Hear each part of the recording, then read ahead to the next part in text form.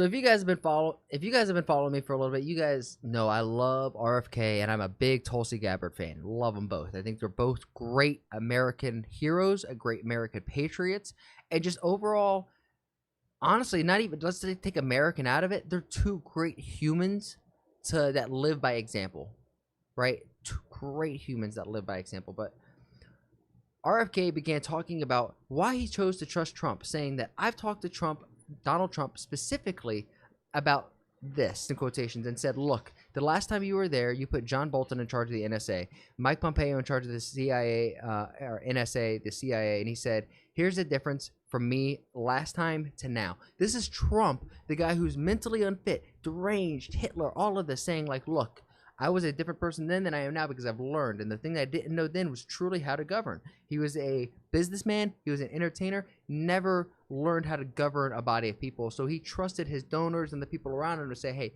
put some of these people into office. And he said himself, he put bad people in there. Not because he wanted bad to happen, because he didn't know better. And ignorance is not like wave off, right? It's not an excuse. But it's him acknowledging that what he did in the past wasn't the best, and now he has a much better head on his shoulders, and getting people like RFK, Tulsi, Elon, Vivek, JD, all of these people around him. I think that is the biggest turning point for Trump. RFK continues saying, I was listening to this morning in this extraordinary interview with Donald Trump with Joe Rogan yesterday. If you guys haven't listened to it, please, it's amazing. And he said, this time, I'm not going to do that. He told us that too. He didn't promise that he did something no other president's done before. Normally, the transition team is not created until November 6th because of the GOA. The General Accounting Office pays for all the costs for the transition team. Trump said, I'm not going to do it. I'm going to fund my own transition team. This is what's gangster about Trump. He doesn't need our money. He doesn't need donor money. It helps. Definitely helps when you run for president. You kind of need it. But now that he's gotten to secure the shit behind the curtains, you know, look at it. He's funding that with his money. Because guess what? He's tried and true. He's got TV money, he's got business money, and he's got his kids working and making the family money. Like, this shit's gangster as hell. So let's hear it from RFK himself.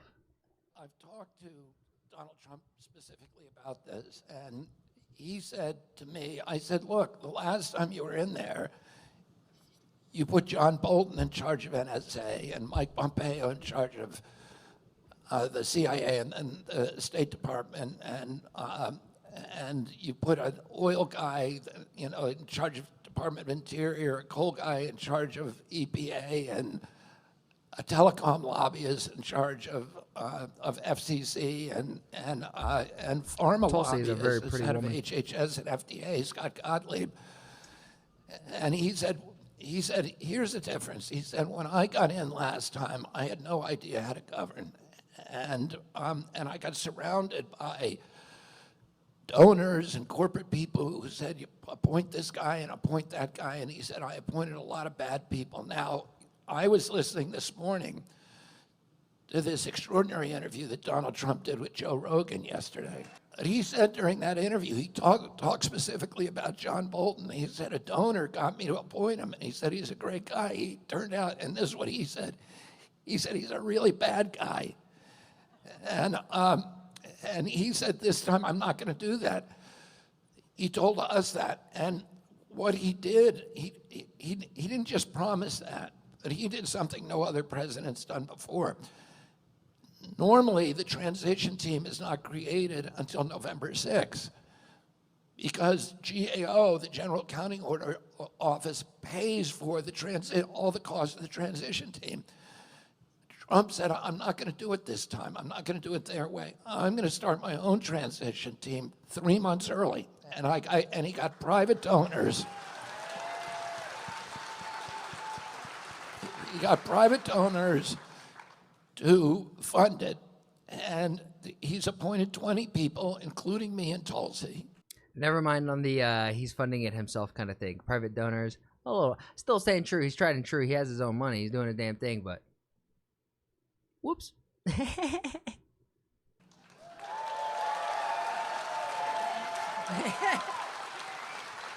And there's people of all different kinds of ideology, and people who we're going to have to go up against, on that transition team and fight for our vision.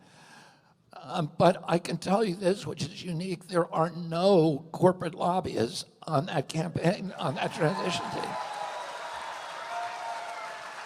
And usually it's 100% corporate lobbyists. So it's very, very different, and it gives me lots of hope that this government is going to be different than any government we've ever seen. That's cool. That's super cool. No corporate lobbyists on the transition team. No wonder there's a meltdown over Trump. No, damn, Andrew, I think you're right, brother. Pence and Christie were such traitors to Trump and ultimately the whole nation. I have 1776 vibes. What does that mean? Our muskets and phones and computers? Sounds more like a stroke. Please read this. This is a huge first step to ensuring the rightful President Trump gets to the ethical and non-politically polluted people assigned to his team. I mean, yeah, that's cool. This is cool to see. I'm a fan of this. I like seeing this. I did mess up. I will admit. I was wrong. I thought he was funding it himself. I did not read the caption all the way fully because I wanted to hear the video with you guys right from the horse's mouth from RFK himself. But it seems like Trump is having private donors fund the transition team. But at the end of the day, these donors are making sure these lobbyists, which I don't understand if they're I don't know. This gives me hope. I'm going to double back on what RFK says. This gives me hope. Let me know what you guys think. But if you guys like the way the words are flowing out my mouth, if you're picking up what I'm putting down, join this little breakfast club that we got. Because we got people in this community literally from all over. We are all over on the globe. And it's so cool because all of us, where'd my phone go? All of us are typing, or watching the YouTube video on your phone and leave it like it's an actual, or the computer, and you're actually leaving a comment. It's a human being that's leaving all of these comments, and it's cool to see you guys interacting with each other and understanding everyone's human. No one's dogging on each other, no one's talking shit. We're all like expressing our opinions, growing. It's been fantastic. When some of my videos have like crazy amount of comments and engagement, and I'm so thankful for it. So please leave a comment. Let me know what you think about this, and be respectful, even if you don't agree. You're pro Kamala and Waltz. Don't know why you're on my channel, but if you are, let me know. Let's not be rude. Let's knock it out. Let's talk it out. I would love to learn, right? That said, I'll see you guys in the next one. Peace.